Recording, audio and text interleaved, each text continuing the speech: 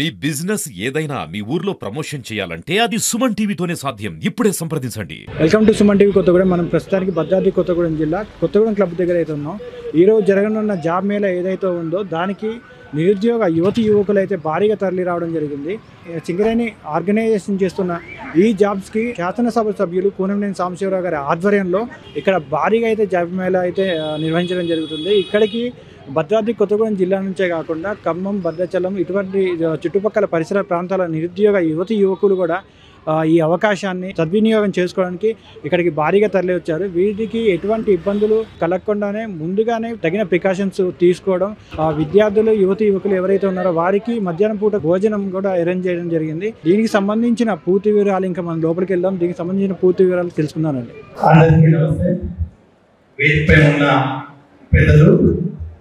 కొత్తగూడెం గౌరవ శాసనసభ్యులు శ్రీ కూనంనేని సాంబశివరావు గారికి, అలాగే జిల్లా కలెక్టర్ జితేష్ పాండే గారికి, డైరెక్టర్ గౌతమ్ పొడూరు గారికి, అలాగే జిల్లా ఎస్పీ రోహిత్ రాజ్ గారికి, ప్రెస్ అండ్ ఎలక్ట్రానిక్ మీడియా మిత్రులు and press and electronic media మిత్రులకి నేషనల్ ప్రెస్ డే, ఈరోజు నేషనల్ ప్రెస్ డే కదా, అంతే వారికి ఈ సందర్భంగా శుభాకాంక్షలు. ఈరోజు సింగరేణి ప్రధాన కార్యాలయం ఉన్న కొత్తగూడెంలో స్థానిక యువత ఆకాంక్షలకు అనుగుణంగా రాష్ట్ర ప్రభుత్వ మార్గదర్శకంలో ఈ మెగా జాబ్ మేళాను నిర్వహిస్తున్నామని తెలియజేయడానికి సంతోషిస్తున్నాము. ఈ రోజు మెగా జాబ్ మేళాకి గౌరవ ఉప ముఖ్యమంత్రి శ్రీ పట్టి విక్రమార్క మల్లు గారు రావాల్సి ఉంది. వారు తప్పకుండా ఢిల్లీ వెళ్ళడము, మళ్ళీ రాత్రి కూడా మిడ్ నైట్ కూడా వస్తామని చెప్పారు, మార్నింగ్ వస్తామని చెప్పారు. కానీ మళ్ళీ గౌరవ ముఖ్యమంత్రి వర్యులు కూడా ఢిల్లీలో ఉండడము, ఇంపార్టెంట్ మీటింగ్ రావడం వల్ల వారు రాలేకపోయారు. సో ఇంకా మనకి అనేక కార్యక్రమాలు ఉంటాయి. వారు డెఫినెట్ గా మన కొత్తగూడెంకి ముఖ్య అతిథిగా వాళ్ళని రాబోయే కాలంలో ఖచ్చితంగా పిలుస్తాం వాళ్ళకి. అండ్ ఈరోజు జాబ్ మేళా అనేది ఎంత ఇంపార్టెంట్ అంటే మన అందరికి తెలిసింది. ఇంతకుముందు మాట్లాడిన అందరూ చెప్పారు, జాబ్ అనేది మనం అందరము చిన్నప్పుడు చదివినప్పుడు ఏమైతే డాక్టర్లు, ఇంజనీర్లు, కలెక్టర్లు, ఎస్పీలు, ఇంకేలో అవుతున్నామని చెప్తుంటాం. కొందరు అంటే టీచర్లమని, ప్రొఫెసర్ అని, సైంటిస్ట్ అని అనేక రకాలుగా అనేక కోరికలు ఉంటాయి. అండ్ కొందరు బిజినెస్ అని అనుకుంటారు, కొందరు పొలిటీషియన్ అనుకుంటారు. సో ఉద్యోగము అందరికి ప్రయత్నం ఉంటుంది, అందరికి ఉద్యోగం రావడం కష్టం, అందరు గవర్నమెంట్ ఉద్యోగంలో కష్టం. అందరూ వారి స్థాయిలో వారి చదువులు బట్టి వారి యొక్క ఆకాంక్షను బట్టి మనం ఏదైతే ఉన్నామో అది సాధించడానికి చాలా కష్టపడుతున్నాము. ఈ రోజు కూడా ఉద్యోగము చేయడమే, ఆ ఉద్యోగం రావడం అనేది చాలా ఈజీ విషయం కానే కాదు. ఈరోజు మనము జిటేష్ పార్టీ గారు జిల్లా కలెక్టర్ ఎన్నో ఇన్నోవేటివ్ స్కీమ్స్ జిల్లాని నడిపిస్తున్నారు. వారు మహారాష్ట్ర నుంచి మనకు ఐఏఎస్ సెలెక్ట్ అయ్యి ఈరోజు మనకి ఇక్కడ కొత్తగూడెం జిల్లాకి, తెలంగాణ రాష్ట్రానికి సేవలు అందిస్తున్నారు. అలాగే మనకు గౌతమ్ గారు మనకు ఇక్కడే ఆంధ్రప్రదేశ్ సంబంధించిన కలెక్టర్ గా పనిచేశారు, ఇక్కడ వచ్చారు. అంటే ఇప్పుడు ప్లస్ రోహిత్ మన ఇక్కడనే కాకతీయ యూనివర్సిటీలో ఇంజనీరింగ్ చేసి మనకు ఐపీఎస్ సెలెక్ట్ అయ్యాను. నేను కూడా ఐఆర్ఎస్ సెలెక్ట్ అయ్యాను. మేము నలుగురు మిగతా సింగరేణి ఉద్యోగులు కానీ ఉద్యోగం కోసము ఎంతో తంటాలు కష్టాలు పడినోళ్ళమే. ఉద్యోగం అంటే మామూలు వచ్చింది కాదు. ఆ తర్వాత ఈరోజు చాలా మంది ఏమనుకుంటారు అంటే నేను ఇక్కడ పనిచేసిన కొత్తగూడెంలో ఉద్యోగం రావాలి, పక్కన ఇంటి పక్కన ఉద్యోగం ఉండాలి. గట్లాంటి దయచేసి ఆలోచించకండి. ఎవరైనా సరే, నేను మనం సింగరేణి రాష్ట్రంలో బాంబేలో ఉన్నా, బాంబే ముందు ఢిల్లీలో ఉన్నా, అందరూ కూడా ఇప్పుడు గౌతమ్ అయితే గుజరాత్ చదువుకుంటారు, గౌతమ్ గారు మిగతా వాళ్ళు కూడా ఎక్కువ చదువుకున్నారు. మనకి ఏ ప్రాంతం కావాలి, నా ఊరు దాటి పోతుందని ఉండదు. ప్లీజ్ దయచేసి మేము కూడా చాలా అప్లికేషన్ పోతుంది. వీలైనంతకి మన సింగరేణిలో ఆయా ప్రాంతాల్లో అకామిడేట్ చేయడానికి ప్రయత్నిస్తాం. అట్లా కాకుండా మాకు ఇక్కడే కావాలి, పక్కనే కావాలంటే దానికి రండి. మీరు ఒక్కసారి సింగరేణిలో ఉద్యోగం అనేది ఈరోజు 374 మంది ఎంప్లాయ్మెంట్ అపాయింట్మెంట్ ఇస్తున్నాము. మిగతా మళ్ళీ డిప్యూటీ సీఎం గారితో, సీఎం గారితో ఇంకో 600 మందికి అపాయింట్మెంట్ ఆర్డర్లు వచ్చే 5-6 నెలలు ఇస్తాం. మనకి ఇక్కడ సింగరేణి ఉద్యోగం అంటే నిజంగా బంగారు ఉద్యోగం లాంటిది. చివరిగా ఈ మెగా జాబ్ మేళా యువత జీవితాల్లో వెలుగులు నింపాలని వారి భవిష్యత్తుకి కొత్త మార్గాలు తెరవాలని మనస్ఫూర్తిగా కోరుకుంటున్నాను. రాష్ట్ర ప్రభుత్వ ఆదేశాల మేరకు అన్ని ప్రాంతాల్లో జాబ్ మేళాలను నిరంతరం నిర్వహిస్తూ మరింత యువతకు మరింత అవకాశాలు అందిస్తామని ఈ కార్యక్రమాన్ని విచ్చేసిన మీ అందరికీ ముఖ్యంగా ఈ యువతకి అందరికీ శుభాకాంక్షలు. Thank you so much. ఈరోజు కొత్తగూడెం డిస్ట్రిక్ట్ హెడ్ క్వార్టర్లో జాబ్ మేళా ఎంత పెద్ద ఎత్తున అరేంజ్ చేసినందుకు సింగరేణి మేనేజ్మెంట్కి చాలా చాలా ధన్యవాదాలు. ఈ కార్యక్రమానికి వచ్చిన గౌరవ ముఖ్య అతిథి స్థానిక శాసనసభ్యులు గౌరవ సాంబశివరావు గారు, అదేవిధంగా గౌరవ సిఎండి సింగరేణి బలరాం సార్ గారికి, అదేవిధంగా గౌరవ డైరెక్టర్ గౌతమ్ సార్కి, మన గౌరవ ఎస్పీ రోహిత్ గారికి, గౌరవ జిల్లా గ్రంథాలయ సంస్థ చైర్పర్సన్ వీరబాబు గారికి, మన స్టేజ్ పైన ఉన్న పెద్దలు సింగరేణి డైరెక్టర్స్, అధికారులు, ఇక్కడ వచ్చిన అందరూ కంపాషనేట్ అపాయింట్మెంట్ పొందుతున్న మన సింగరేణి ఫ్యామిలీ మెంబర్స్కి, అదేవిధంగా ఇక్కడ ఉన్న అందరి యువతకి పేరు పేరు నమస్కారం. ఈరోజు ఇది జాబ్ మేళా అంటే నేను సెకండ్ టైం నేను ఇక్కడ అటెండ్ అవుతున్నాను. జనరల్గా జాబ్ మేళాస్లో నేను కూడా జాబ్ ఎప్పుడైనా ఇట్లా ప్రైవేట్లో జాయిన్ అయినానో ఆ దినాలు నాకు గుర్తొస్తాయి. మెయిన్గా ఏమిటంటే మనం జీవితంలో అభివృద్ధి జరుగుతూ ఉంటే మన చరిత్ర మర్చిపోతాము. అండ్ అది అట్లా ఒక్కొక్క అడుగు పైకి పోతూ ఉంటే మన ఎక్కడి నుంచి వచ్చామో అది మర్చిపోతాం. సో దానివల్ల ఏమవుతుందంటే అత్యాశలో పడిపోయి ఎటు కాకుండా అయిపోతాం. సో నేను అందుకే ఎప్పుడు కూడా నేను మర్చిపోను. నా తాతగారు వ్యవసాయం చేశారు, వ్యవసాయం చేసుకొని అదే పొలంలో నాన్నగారు పనిచేసి, అప్పుడు ఆయనకి మార్మూల ఊళ్ళో ఉన్న వల్ల చదువు అంటే పెద్ద విషయం వారికి తెలియదు. ఆయన ఐటీఐ చేశారు. సో అందుకే నాకు ఐటీఐ మీద చాలా ప్రేమ ఉంటుంది. నా ప్రయత్నాలు జరుగుతున్న ఐటీఐకి మంచిగా సాయం చేయడానికి మనం చేద్దామని. సో మన గౌరవ ఎమ్మెల్యే గారు కూడా చాలా ఐటీఐకి సపోర్ట్ చేస్తున్నారు. మన బలరాం సార్ కూడా సింగరేణి మేనేజ్మెంట్ కూడా ఐటీఐకి చాలా సపోర్ట్ చేస్తుంది. మన ఇక్కడ ఐటీఐలో అడ్వాన్స్ ట్రైనింగ్ సెంటర్ వచ్చింది. సో ఆయన ఐటీఐ నాన్నగారు ఐటీఐ చదివితే నాకు మంచి చదువు దొరికింది, మంచి అవకాశం దొరికింది. తర్వాత నేను కూడా ఎగ్జామ్స్ రాసుకుంటూ ఐఐటి దాకా పోయాను. అది చేసినాక కూడా మళ్ళీ ప్రైవేట్ జాబ్ నేను చేశాను. 2 years నేను ఇక్కడే కాకినాడలో పనిచేసేది. నాతో పాటు పనిచేసే వాళ్ళు మళ్ళీ ఐటీఐ డిప్లొమా వాడే. సో నేను ఒకటే నేర్చుకున్నాను అక్కడ, మన చేసే ఏదైతే మనం వృత్తిలో ఏదైనా పని చేస్తామో ఆ పనినే గొప్పది, మన హోదా అవన్నీ దానికి సంబంధం ఉండదు. మీరు నిజాయితీగా పనిచేస్తే మీరు ఐటీఐ చేశారా దానికి సంబంధం ఉండదు. ఐటీఐ మంచిగానే మీకు బాస్ లాగా ఉంటారు. సో వాస్తవం చెప్పాలంటే నేను ఐఐటి చదివినా కూడా నాకు ఇమీడియట్ బాస్ అక్కడ ఎవరైతే ఫీల్డ్ లో ఉన్నారో ఆయన ఐటీఐ చదివారు. సో ఈ రోజు వచ్చిన యువత అందరికీ నా విజ్ఞప్తి ఏముందంటే, ఎవరో డిగ్రీ చదివారంటే ఆయన దగ్గర ఏదో పట్టా సర్టిఫికేట్ ఉంటే ఆయన చాలా గొప్పగా అయిపోయాడంటే అనుకోవద్దు. మీరు పని చేసి ఒక 5 సంవత్సరాలు 10 సంవత్సరాలు కరెక్ట్ గా ఓపికతో శ్రద్ధ పెట్టి మీ జాబ్ కి సరిగా చేసుకుంటే మీకు ఉన్న అనుభవం విలువ ఏ డిగ్రీకి ఉన్నది. ఈ డిగ్రీ పట్టుకొని తిరిగే వాళ్ళు మాకు జీతం తక్కువ ఉంది, నాకు నచ్చదు, ఇంటి నుంచి దూరం ఉంది, నాకు తినడానికి సరిగా దొరకలేదు, ఇవన్నీ ఎవరితో మాట్లాడతారో వాళ్ళు మళ్ళీ ఒకసారి మన అమ్మా నాన్న ఎంత కష్టపడ్డారని గుర్తు పెట్టాల్సిన అవసరం ఉంది. ఇవన్నీ నాటకాలు మన అమ్మా నాన్న ఆడి ఉంటే మనం ఈ రోజుకి మనం చూడలేము. సో ఇక్కడ కాకినాడలో పనిచేసేటప్పుడు కూడా నాకు తెలుగు పదం ఒకటి కూడా రాదు. సో అంతా సర్వీస్ లో వచ్చినాక నేను నేర్చుకున్నాను. కానీ కష్టపడే వాడికి ఖచ్చితంగా ఏ రంగంలో అయినా సక్సెస్ వస్తుంది. ఇది నాకు చాలా ఈ మాట మీద నమ్మకం ఉంది.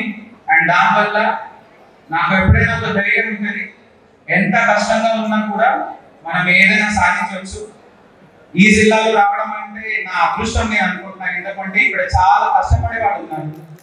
సో నిజంగా మన సింగరేణిలో పనిచేస్తున్న మన ఫ్యామిలీ మెంబర్స్, మన కార్మికులు, అధికారులు, తర్వాత మన పొలాలు పనిచేస్తున్న రైతులు, శ్రమ పడుతున్న యువత అందరూ మీకు ఉజ్వల భవిష్యత్తు ఉంది.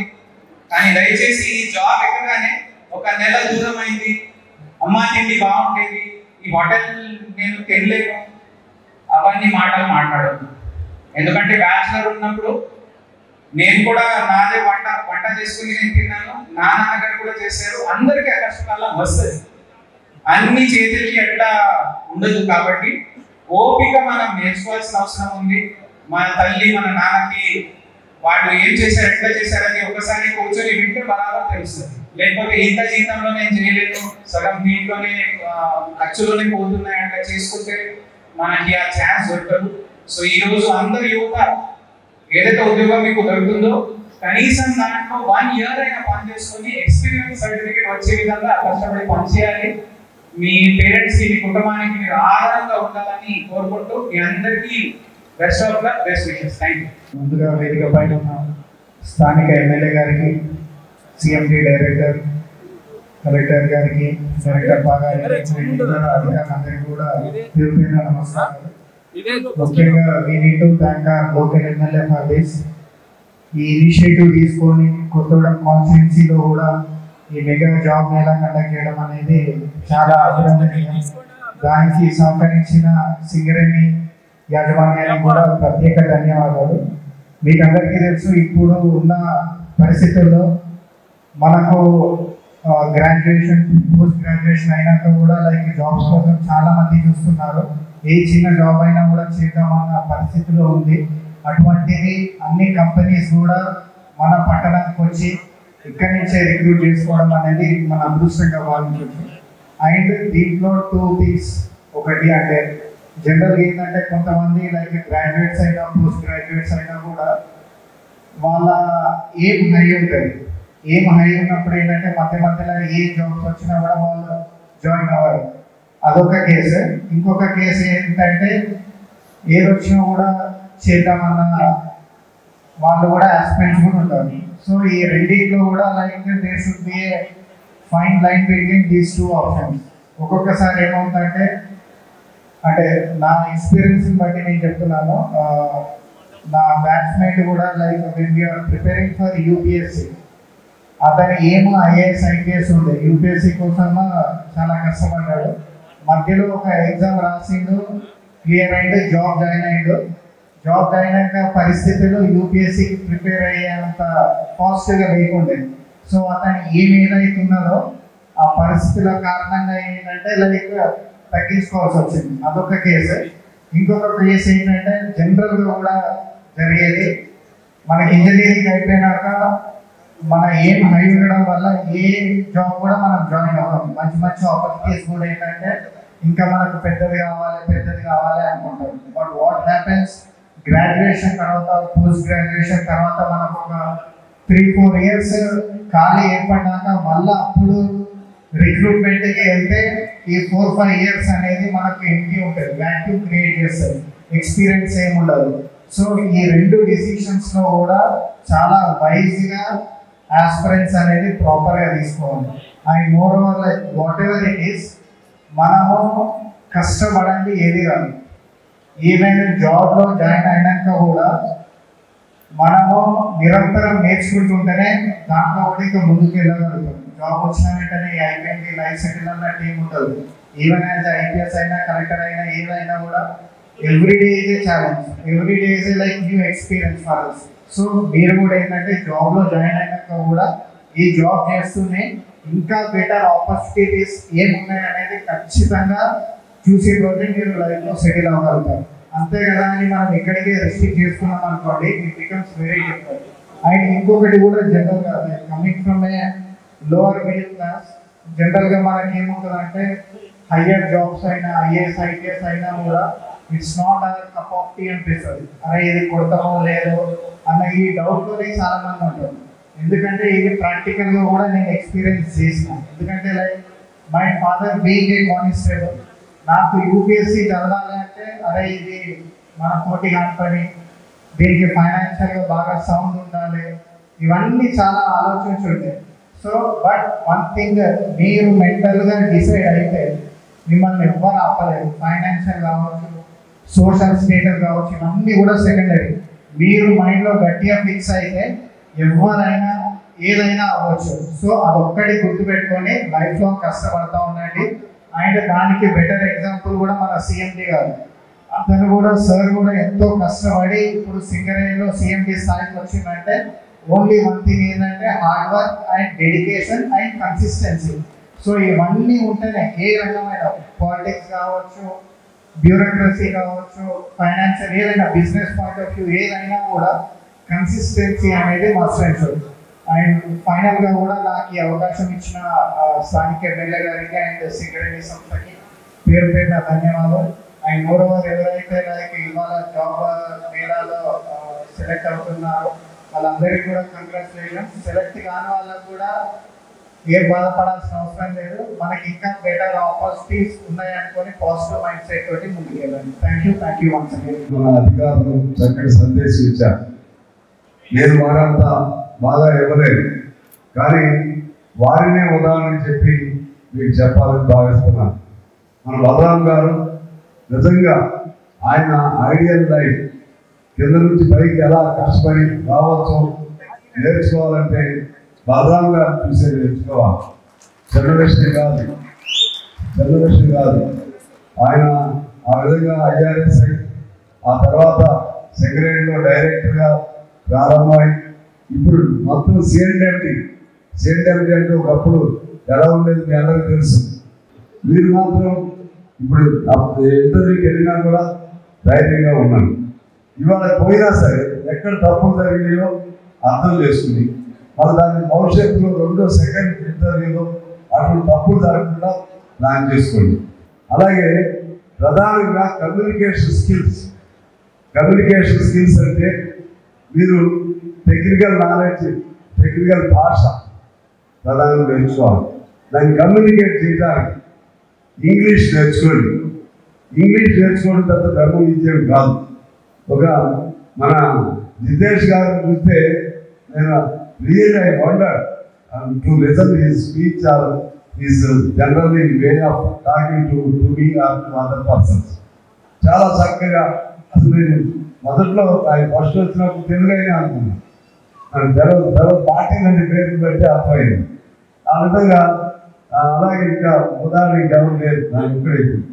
చాలా మంది చక్కగా అంటే వాళ్ళు తెలుగు నేర్చుకోగలేదు, మన ఇంగ్లీష్ ఎందుకు నేర్చుకోలేము, మన హిందీ ఎందుకు నేర్చుకోలేము. దయచేసి పిల్లలందరూ నేను చెప్తున్నాను, మా పని అయిపోయిందని అనుకోవద్దు. మీరు రోజు కష్టపడి చదువుతూనే ఉన్నారు. మీ పని మీరు రోజువారి పని చేసుకుంటూ 1 గంట 2 గంటలు చదువుతూనే ఉన్నారు. అది మీ భవిష్యత్తుకి చక్కటి దారి చూపెడుతుందని నేను భావిస్తా ఉన్నాను. అలాగే ఇంకోటి కూడా మీరు గమనంలో పెట్టుకోండి, ప్రభుత్వ ఉద్యోగాలు అనేది మర్చిపోండి. ఈ సిస్టంలో ప్రభుత్వ ఉద్యోగాలు లేవు. మేమైతే పోరాటం చేస్తున్నాం, కానీ నాకైతే ఆశ లేదు. మనం ఏం చేయాలి, ప్రైవేట్ ఉద్యోగాల్లోనే బెటర్ ఉద్యోగాల కోసం ప్రయత్నం చేయండి. ప్రైవేట్ ఉద్యోగాలు ఏ మేరకు వస్తాయో దాన్ని పొందడానికి ప్రయత్నం చేయండి. అందుకని తల్లిదండ్రులు ఏమనుకుంటారంటే మాకు ఏదో గవర్నమెంట్ ఉద్యోగం మా పిల్లలకు వస్తే వస్తే మంచిదే, కానీ వచ్చే అవకాశం లేదు. అందువల్ల మీ అందరూ నేను అనేది ఏంటంటే ముందు కమ్యూనికేషన్ నేర్చుకుని కష్టపడండి. తర్వాత ఇక్కడే ఉండాలని అనుకోకండి. ఇక్కడికి వచ్చి దాదాపు 90 కంపెనీలు వచ్చినాయి. 4,000 మంది రిజిస్టర్ చేసుకున్నారు. ఇంకా చేసుకోవాల్సిన డైరెక్ట్గా ఆన్లైన్ 5,000 మంది అయ్యారు. నేను అబద్ధం చెప్పను, అందుకే కరెక్ట్గా తెలుసుకునే చెప్తాను. ఆఫ్లైన్ ఇంకా చాలా మంది వచ్చి ఉంటారు. అంటే దానిలో ఇందాక మన కోఆర్డినేటర్ ఆయన వెంకటేశ్వర గారు అనుకుంటా, ఖచ్చితంగా 3 ఏళ్ళు ఉద్యోగాలు ఇప్పించడమే నా బాధ్యత అని చెప్పాడు ఆయన. నేను మనస్ఫూర్తిగా అభినందన తెలియజేస్తున్నాను. పెద్ద ఆర్గనైజేషన్ చేయడం అనేది సాధ్యం కాదు. ఇది యాక్చువల్గా రాత్రి 1 గంట వరకు పెళ్లి ఉంది. ఇక్కడ 1 గంట వరకు పెళ్లి ఉంటే ఎట్లా కుదిరి ఇవ్వాలని ఆలోచన చేసి సాధ్యం కాదంటే బలరాం గారు బట్టి గారు పాపం చాలా రావాలి. Is very much interested to come to that అంటూ enjoy this programme, very much interested. And also నేను కూడా ఆశపడ్డా ఆయన వస్తే కొన్ని వరాలు ఇచ్చేవాడే. డిప్యూటీ సీఎం దప్పలో ఆయన ఆర్థిక శాఖ మంత్రి కొన్ని వరాలు ఇచ్చి వెళ్ళేవాడని అనుకున్నాను. ఇప్పుడు 800 మెగావాట్స్కి పాల్వంచ్కి, అదేవిధంగా బలరాం గారు చెప్పినట్టుగా మనకి షాపింగ్ మాల్ ఒకటి కావాలి. అది ఆయన నేను మొదట్లోనే అనుకున్నాం. నేను ఎమ్మెల్యే మొత్తంలో మీ కూలీ లైన్లో వెంకట్ షాపింగ్ మాల్ వస్తే సినిమా ఉంటాయని దాని గౌతమ్ గారు కూడా ఈ మధ్య ప్లేస్ క్లియర్ చేశారు. దాంతోపాటు ఒక ఐటీ హబ్ కూడా మరి నేను రిక్వెస్ట్ చేస్తున్నా, స్థలం ఎట్లయినా అట్లే ఏర్పాటు చేసుకోవచ్చు, స్థలం కూడా ఉంది. ఐటీ హబ్ అంటే పిల్లలకి మన ఇతర అనేక పట్టణాల్లో ఉంది ఐటీ హబ్. ఈ 3 ఏర్పాటు చేయడానికి వాళ్ళు మనకి చాలా ముందుకు వచ్చారు. అన్నిటికంటే మించి మన బస్ స్టాండ్ ఉంది చూసారా, బస్ స్టాండ్కి వెళ్ళాలంటే భయం, బస్ స్టాండ్లో మరుగుదొడ్లకు వెళ్ళాలంటే భయం. పేదవాడి బస్ స్టాండ్ ఖరీదైన కార్లు ఉంటాయి, పేదవాడు అక్షరం పేదవాడు. దాన్ని పూర్తిగా మార్చాలి, తీసేయాలనే నిర్ణయానికి నేను వచ్చా, వాళ్ళ సహాయం అందిస్తున్నాను. మా కలెక్టర్ గారు కూడా దానికి సహకారం అందిస్తున్నారు. అది దాదాపు 16 కోట్లు బడ్జెట్. మళ్ళీ మీరు పెట్టలేకపోతే 10 కోట్లు అడిగారు, ముందు కొద్ది అడుగుతాను అని కొద్ది. తర్వాత ఆయన గౌతమ్ గారితో కూడా మొదటి రోజు మాట్లాడితే ఆయన అభివృద్ధి పెట్టుకోవడం మంచిగా ఉంటుందన్నాం. మన కొత్త బస్ స్టాండ్ రాబోతుంది. అలాగే పార్వతిలో 800 మెగావాట్స్ 2 మెగావాట్స్ 800+2 అంటే 2 ప్లాంట్లు అంటే 1600 మెగావాట్స్ కోసం ప్రయత్నం చేస్తున్నాం. అది కూడా రావచ్చు. అది కూడా మన బట్టి గారు వస్తే ఇవాళ అనౌన్స్ చేపిద్దాం అనుకున్నాం. అదేవిధంగా ఎన్ఎండిసి ఉంది. నేను అనేక సార్లు ముఖ్యమంత్రి గారి దృష్టికి తీసుకెళ్ళాను. అదేవిధంగా బట్టి గారు మన మంత్రులు ముఖ్యంగా శ్రీధర్ బాబు గారి దృష్టికి తీసుకెళ్ళాను. ట్రిపుల్ పీ కింద దాన్ని ఏదో చేద్దామని అన్నాడు. అది కూడా వస్తే అది కూడా నడుస్తుంది. ఇవన్నీ ఉద్యోగ అవకాశాల కోసం ప్రయత్నం చేస్తా ఉన్నాం. అన్నిటికంటే మించి బైపాస్ రోడ్లు మనకి చాలా శాంక్షన్ అయి 450 కోట్లతో బైపాస్ రోడ్డు మంజూరయ్యింది. వర్క్ మొదలు పెట్టుకోవాలి. ఇంకో బైపాస్ రోడ్డు 150 కోట్లు దగ్గరికి వచ్చి ఉంది, అట్లా ఆగిపోయింది. ఈలోపు మా బలరాం గారు గౌతమ్ గారు వారి సౌరతో నేను చెప్పాను, మన సెక్రటరీ ఇస్తే ఇంత పెద్ద రాష్ట్రంలో ఇంత పెద్ద కంపెనీ ఇది, కానీ అతి పేద ఊరులాగా కనపడుతుంది. ఇది అతి పేద ఊరులాగా. చిన్న బ్యాంకు వాళ్ళు ఉంటే బ్యాంకు దాన్ని అందంగా ఉంటుంది. వాడి క్వార్టర్స్ కానీ బ్యాంకు ఉద్యోగం వస్తుంది. కాలనీలు కానీ మన కాలనీలు పాడుపడినట్లు ఉంటాయి, మన రోడ్లు పాడుపడినట్లు ఉంటాయి. మన షాపులు అయితే సేమ్ సుందర మన ఉంది కదా, మనం సూపర్ బజార్ నుంచి ఆ చివరి వరకు దాదాపు 100 ఉంటాయి. అన్ని ఇప్పుడు 100 ఏళ్ల క్రితం షాపులు, 100 ఏళ్ళు వాళ్ళు ఒప్పించారు. మీకే ఇస్తామని కూడా చెప్పాం. మంచి షాపింగ్ కాంప్లెక్స్ ఊళ్ళో అందం వస్తుంది. మన క్వార్టర్స్ కూడా అందమైన మోడల్ తీసుకొచ్చి కార్మికులు కూడా క్వార్టర్స్ కట్టింది అడుగుతున్నాం. రాగానే రోడ్లు అన్నిటికంటే మించి రోడ్లు నా మీద పేపర్ మీద కూడా రాశారు. నా మీద కలెక్టర్ మీద కేసు కూడా వేశారు. ఎవరు ఈ అమాయకులు తిరిగి నాకు తెలవదు. లేదు రోడ్డు నాకంటే ఇంట్రెస్ట్ ఉండేవాళ్ళు ఎవరు లేరు. అది చంద్రబాబు ఉంది. డబల్ రోడ్ మన సింగిల్ రోడ్ ఎప్పుడు శాంక్షన్ చేశారు. నేను అంత వద్దండి, డబల్ రోడ్ కావాలి అంటే స్థలం లేదు. ఎంత మేరకు ఇస్తారు. అందులో భాగంగా మన జిఎంలు వాళ్ళు బాగా ప్లాన్ చేశారు. దానికి సిఎండి గారు గౌతమ్ గారు అంగీకరించారు. 3 రోడ్లు మనకి పెద్ద సెక్రటరీ అయ్యి 3 రోడ్లు కూడా డబల్ రోడ్లు కావాలని కోరాను. 22 కోట్లు దానికి పెడుతున్నాను. మన అంటే మిగతా రోడ్లు అన్నీ పెద్దగా ఉంటాయి.